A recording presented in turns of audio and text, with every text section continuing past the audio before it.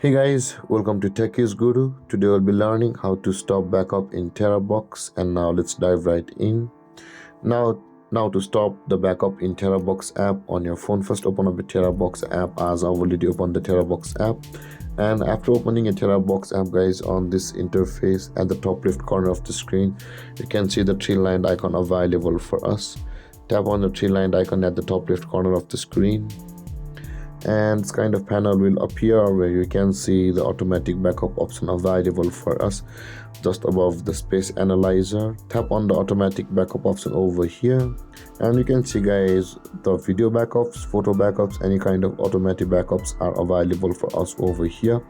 Now, in order to stop the backup in a Terabox app, make sure the toggle icon at the right side of this option, which is automatic photo backup, video backup, are turned off.